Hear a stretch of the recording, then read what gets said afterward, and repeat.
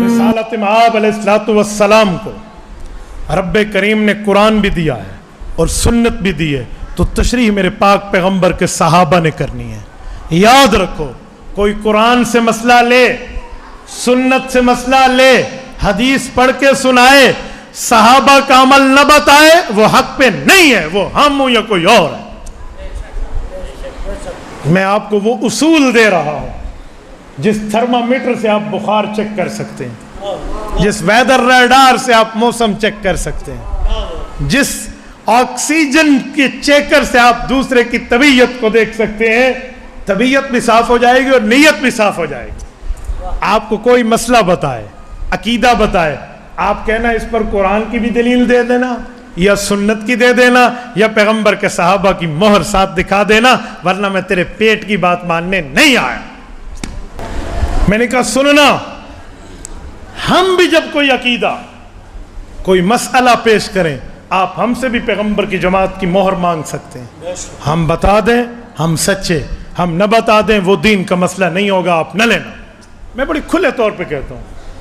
اب مسئلہ یہ ہے، جب ہم یہ جملہ کہتے ہیں تو لوگ کیا کرتے ہیں؟ آؤ میں ایک دو باتیں آپ کے سامنے رکھتا ہوں۔ ایک شخص نے ہم سے پوچھا، مولانا آپ کئی حدیثوں پہ عمل کرتے ہیں، اپنی من پسند کچھ حدیثیں رسول اللہ کی چھوڑ جاتے ہیں۔ میں نے کہا بھائی کوئی مثال پیش کر سکتے ہو تاکہ مجھے بھی پتہ چلے، میں کوئی حدیث پہ عمل کرتا ہوں اور حدیث ٹھیک ہو اور صحیح ہو اور قابل عمل اور میں چھوڑ دو، دکھا دو۔ کہتے جب آپ نیت کرتے ہیں ہاتھ کہاں تک اٹھاتے ہیں؟ میں نے کہا جی کانوں کی لو کے برابر۔ کہتے حدیث پاک میں تو کندھوں کا لفظ بھی ہے نا، اور ایک مجروح جرح والی روایت اس نے پیش کی کہ سینے کا لفظ بھی تو ہے نا کہ سینے تک ہاتھ اٹھاؤ، حیا صدرئی، حیا لمن کی بئی، حیا اذنئی، یہ روایتیں تو تینوں ہیں۔ میں نے کہا پھر آپ کہنا کیا چاہتے ہیں؟ کہتے ہیں آپ نے صرف ایک حدیث لی ہے، دو کو چھوڑ دیا ہے، تو میں کیسے مانوں تمہیں رسول اللہ سے پیار ہے؟ میں نے کہا بھائی بات پوری ہو گئی؟ کہتے جی ہاں۔ میں نے کہا پیار بھی ہے اور اللہ نے علماء احناف کو عقل بھی دی ہے۔ کہتے عقل کا کیا مطلب؟ میں نے کہا میں ابھی دو جملے کہوں گا، عقل اور بے عقل کا فرق بھی آ جائے گا۔ امام ابو حنیفہ رحمہ اللہ صحابہ کے شاگرد ہیں، اللہ نے انہیں علم بھی دیا ہے، محبت رسول بھی دی ہے اور عقل بھی دی ہے۔ امام ابو حنیفہ نے تیرے مطابق جب تو نے تین روایتیں پیش کر دی، میں سمجھائے دیتا ہوں، گویا ان تینوں کو سامنے رکھا، بھائی سینے تک اٹھائیں، کندھے تک اٹھائیں یا لو تک اٹھائیں کانوں کی، تو کیا کریں؟ تم لوگوں نے تو ایک لی، کبھی یہ لی کبھی یہ لی۔ امام ابو حنیفہ کسی حدیث کو چھوڑنا نہیں چاہتے تھے، وہ چاہتے تھے کوئی ایسی ترتیب ہو کہ حضور پاک کی کوئی حدیث چھوٹے نہیں، سب پہ عمل ہو جائے۔ تو پھر کیسے ہو؟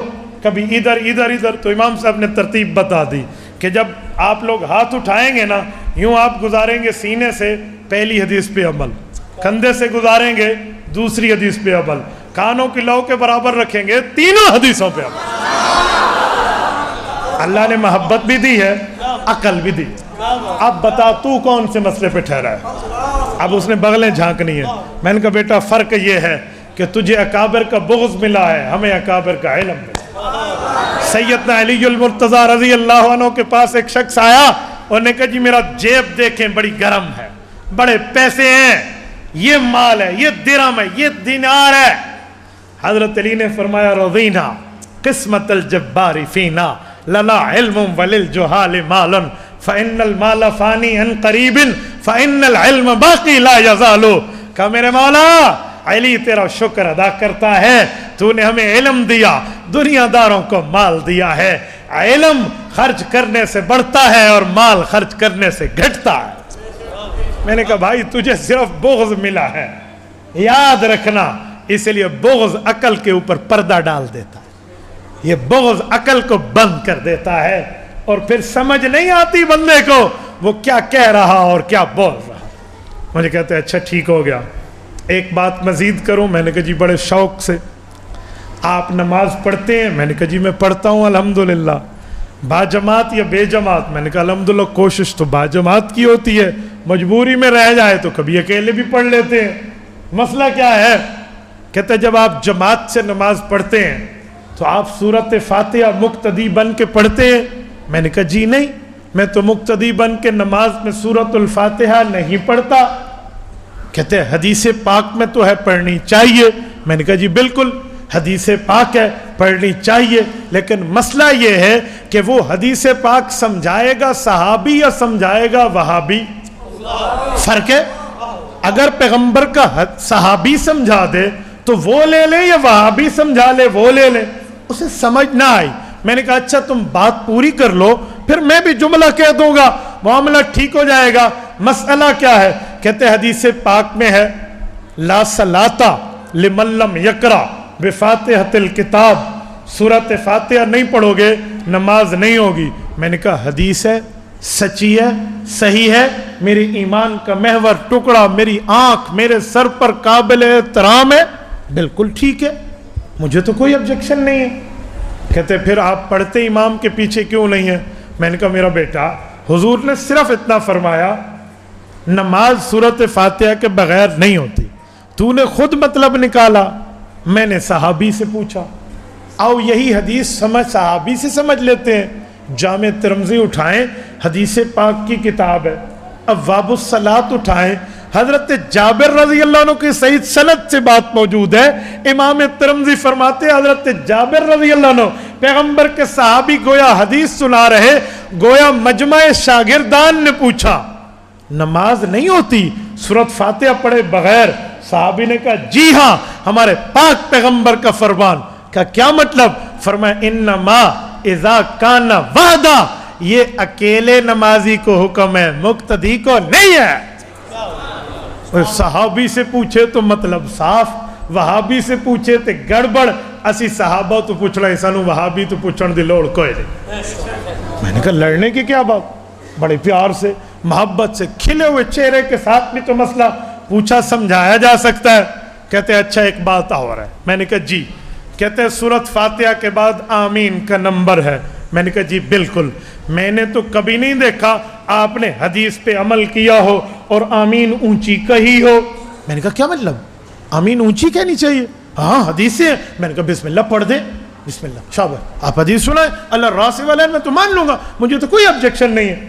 کہتے ہیں حدیث پاک میں جامع ترمذی میں حضرت وائل ابن حجر رضی اللہ عنہ راوی ہیں، رسول اللہ نے نماز پڑھائی وَمَدَّ بِهَا صَوْتًا فَقَالَ آمین وَمَدَّ بِهَا صَوْتًا، آمین اونچی کہی۔ میں نے کہا بالکل ٹھیک ہے۔ اسی کے ساتھ ایک اور حدیث بھی ہے اور یہی صحابی راوی ہیں، وہ فرماتے ہیں فَقَالَ آمین وَخَفَضَ بِهَا صَوْتًا، حضور نے آمین کہی اور آہستہ کہی۔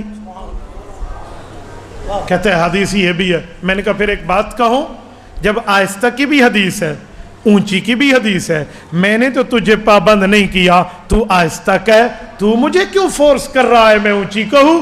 جب مسئلہ دونوں میں حدیث سے ثابت ہے، اخلاقاً تو تجھے چپ کر جانا چاہیے تھا۔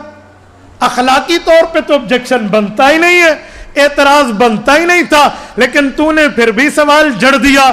مجھے لگتا ہے تجھے علمی ایزی لوڈ کا شوق ہے، چلو میں تیرا شوق گھر تک پہنچائے دیتا ہوں۔ میرے بھائی یہ تو بتا، حضور پاک نے جب اونچی آمین کہی، حضور مقتدی تھے یا امام تھے؟ نہیں سمجھے، نہیں سمجھے، سمجھاتا ہوں۔ جب حضور نے آمین اونچی کہی نماز میں، مقتدی تھے یا امام تھے؟ کہتے حضور تو کسی کے مقتدی نہیں ہے، حضور تو امام ہے، تو امام نے اونچی کہی۔ میں نے کہا تو تو مقتدیوں کو کہتا پھر رہا ہے، تو تو مقتدیوں کو چھیڑ رہا ہے، اونچی کہو اونچی کہو اونچی کہو۔ حضور نے کہی اور خدا کے بندے حق تھا تو امام ہی کو کہہ دیتا، جان چھٹی، تو میرے مقتدیوں کو کیوں پکڑ رہا؟ اچھا ایک جملہ مزید کہوں؟ کہتے مجھے کہتے کہوں؟ میں نے کہا جی بڑے شوق سے۔ کہتے ساروں نے اونچی آمین کہی تھی۔ میں نے کہا یہ اس حدیث میں تو نہیں ہے، بخاری میں۔ میں نے کہا بسم اللہ، صحیح بخاری شریفہ پیش فرمائے، کہاں ہے ہم بھی دیکھیں۔ بڑے بول سے رب بچائے، حضرت موجود ہیں، میں حضرت کے فیض سے عرض کرتا ہوں، ہم نے صحیح بخاری پڑھی بھی ہے اور پڑھائی بھی ہے، 100 میں سے 100 نمبر لے کر میں بات کر رہا ہوں۔ بسم اللہ جملہ پیش کر، مجھے کوئی ڈر نہیں ہے کہ صحیح بخاری سے روایت ڈھونڈنی کیسے ہے۔ میں ان میں نہیں ہوں کہ میں دور حدیث کے بعد بخاری دیکھوں، نہیں، میں تو اپنے تخصص میں اپنے شاگردوں کو انگلیوں پر رٹوائے دیتا ہوں۔ بسم اللہ پیش کر، کہاں ہے؟ کہتے ہیں امن ابن زبیر ومن معه فان للمسجد لجتا. حضرت ابن زبیر پیغمبر کے صحابی آمین کہی اور مسجد میں سب نے آمین کہی اور مسجد میں گونج پیدا ہو گئی. حدیث ہے؟ میں نے کہا بالکل. سچی ہے؟ میں نے کہا سچی ہے. صحیح ہے؟ میں نے کہا صحیح ہے. اجی پھر آپ کیوں نہیں کہتے؟ میں نے کہا ایک منٹ اس حدیث میں دکھا دے کہ نماز میں آمین کہی. پوری حدیث میں نماز کا لفظ نہیں ہے. خدا کے بندے یہ تو دعا والی آمین ہے. میں کہتا ہوں اللہ سب دوستوں کو مدینہ لے جائے. فَإِنَّ لِلْمَسْجِدِ لَجَّةً. مسجد گونج اٹھی. نماز کہاں ہے؟ اس میں تو نماز کا لفظ نہیں ہے. میرے بھائی مجھے لگتا ہے جب استاد تیرا یہ حدیث پڑھا رہا تھا تو پیشی کی چھٹی پہ گیا ہوا تھا. ہاں تو نے تو جملہ سمجھا ہی نہیں تھا. آج استاد جی کی تھی ہم بڑا زور دایا کھلوتے ہیں وہ کوئی ہے چکر ہونا ہے. اے خدا کے بندے تو نے صحیح سوچ کے حدیث پاک پڑھی ہوتی تو یوں کہتا. اس حدیث پاک میں تو یہ لفظ نہیں ہے. یا تو نماز کا لفظ تو دکھا دے اور میں اپنی قیمتی گھڑی تمہیں ہدیہ کرنے کے لیے تیار ہوں. پردہ رکھ کے بات کر رہا ہوں. پھر لوگ کہتے ہیں ہمارا دل جلتا ہے. ٹھیک ہے تھوڑی تو ایک ہی کہ اس لیے میں پردہ رکھ رہا ہوں. میں اپنی قیمتی گھڑی تمہیں تحفہ دینے پہ تیار ہوں. تو حضرت عبداللہ ابن زبیر والی حدیث میں نماز کا لفظ دکھا دے. کہتے واقعی نماز تو نہیں ہے. اچھا میں نے کہا ایک بات اور کہوں. کہتے جی ہاں. میں نے کہا اس وقت چھت RCC ہوتی تھی مسجد نبوی کی. کہتے ہیں نہیں وہ تو کھجور کی شاخوں کی ہوتی تھی. میں نے کہا کھجور کی شاخوں میں گونج کیسے پیدا ہوتی ہے؟ سوال پوچھ لو. یہ جو مسجد ہے یہ کون سی تھی ذرا یہ بھی بتا لا. یہ بھی تیرے اوپر سوال چھوڑ کے جا رہا ہوں. نمبر 3 اس پر ایک بات مزید کرتا ہوں. میرے بھائی تو کب سے صحابہ کی بات ماننے لگ گیا ہے؟ یہ حضور کی بات تو نہیں ہے تو صحابی کی ہے نا. تو کب سے صحابی ماننے لگ گیا؟ تو کہتے ہیں اہل حدیث کے 2 اصول اطیع اللہ و اطیع الرسول. تو صحابی کہاں سے لایا؟ وہ صحابی ماننا تھا تو ابو بکر صدیق کی بات مان کے عقیدہ حیات النبی مان لیتا. جو ابو بکر صدیق نے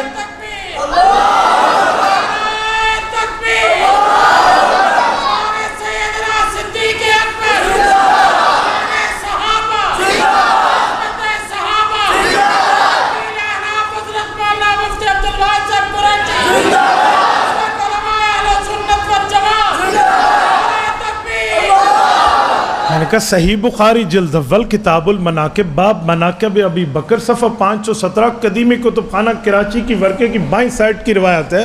حضرت ابو بکر صدیق نے رب کی قسم کہا کہ عقیدہ حیات النبی کو ثابت کیا ہے. واللہ لا یذیقک اللہ الموتتین ابدا کہہ کر والذی نفسی بیدہ سے جملہ شروع کیا ہے.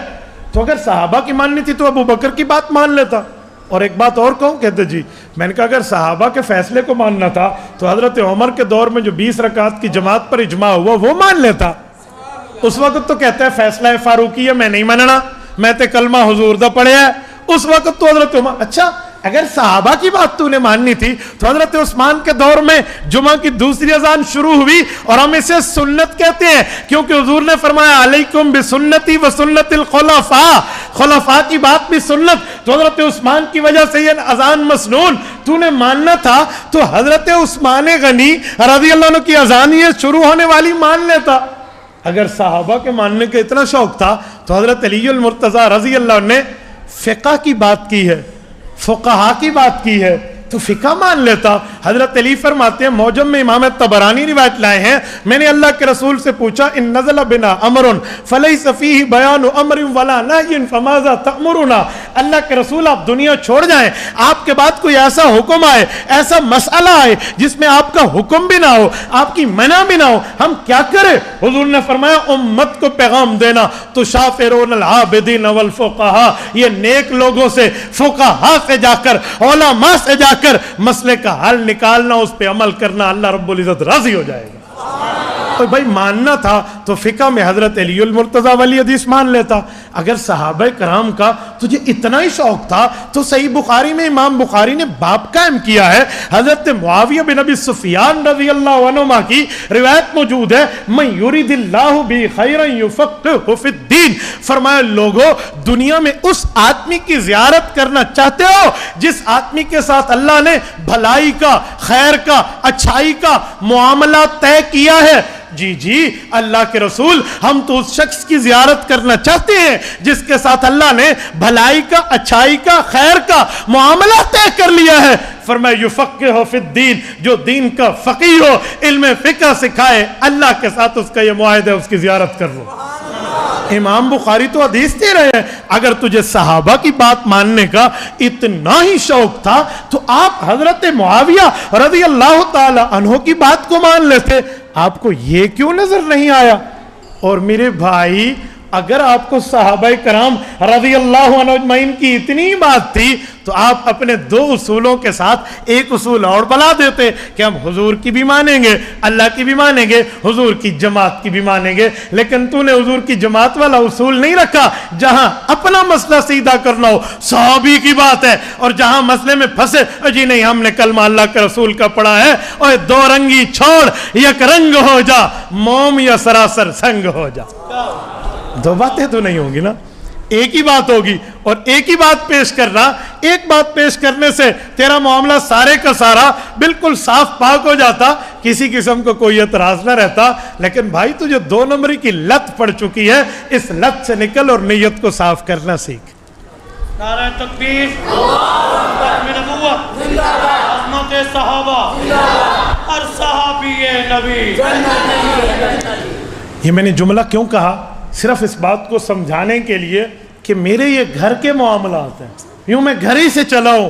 اور اس طرح میرے دوستو میں نے تنقیدی نظر سے علماء دیوبند, علماء احناف کو دیکھا ہے. رب کریم نے آج مجھے ہدایت دے کر آپ کے سامنے بٹھایا.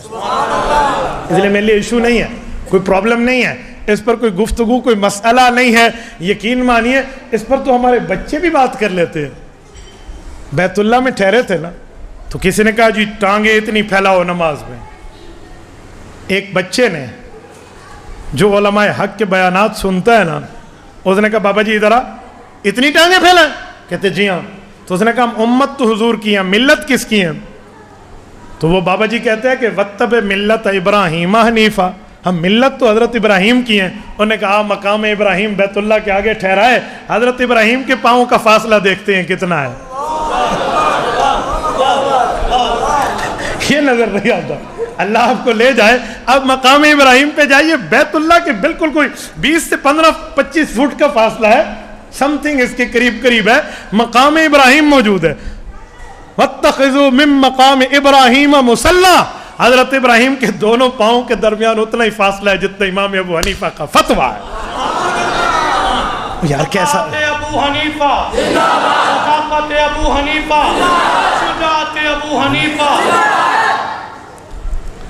تو میرے دوستو اس پر تو تجھے پریشان ہونے کی ضرورت نہیں ہے. تو میں اس لیے آپ کو یہ بات سمجھانے کے لیے کہہ رہا ہوں, محبت سے, پیار سے, تعلق سے, عقیدت سے, کھلے چہرے سے آپ بھی گفتگو فرمائیے, کھلے چہرے سے انشاءاللہ تعالی میں بھی آپ کی خدمت میں جواب پیش کروں گا. میرے دوستو 4 باتیں. 5ویں بات, یہ بات ذہن میں رکھنا کہ قرآن و سنت یہ وہ کتابیں نہیں ہیں جیسے آپ اردو کا ڈائجسٹ اٹھائیں اور پڑھنا شروع کر دیں اور آپ کہیں جی میں اس ڈائجسٹ کا حافظ بن گیا.